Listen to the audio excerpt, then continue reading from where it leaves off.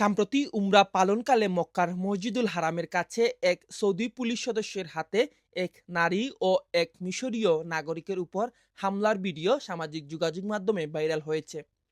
ঘটনাটি অনলাইনে ব্যাপক সমালোচনার জন্ম দিয়েছে, যেখানে নেটিজনরা সৌদি ও মিশরের কর্তৃপক্ষদের দ্রুত হস্তক্ষেপের দাবি করছেন। 59 সেকেন্ডের এই ভিডিওতে দেখা যাচ্ছে ইহরাম পরিহিত এক নারী ও এক পুরুষ হাজিকে শারীরিকভাবে ধাক্কা ও টানাহেঁচড়া করছেন নিরাপত্তা কর্মীরা।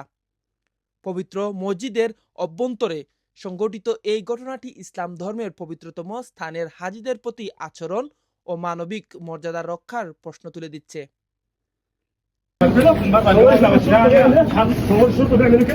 মুসলিম সমাজের অনেকেই সামাজিক যোগাযোগ মাধ্যমে ক্ষোভ প্রকাশ করে বলছেন, এমন আচরণ ইসলামের সহমর্মিতা ও সম্মানের শিক্ষা সম্পূর্ণ পরিপন্থী। অনেকে অভিযোগ করছেন, হজ ও উমরার মৌসুমে এমন ঘটনার পুনরাবৃত্তি করছে। বিদেশি হাজিদের সঙ্গে আচরণ ও মানবিক ও শালীনতা নিশ্চিত করতে সংশ্লিষ্ট কর্তৃপক্ষদের প্রতি কঠোর ব্যবস্থা নেওয়ার আহ্বান জানানো হচ্ছে। The frontline desk report. تعال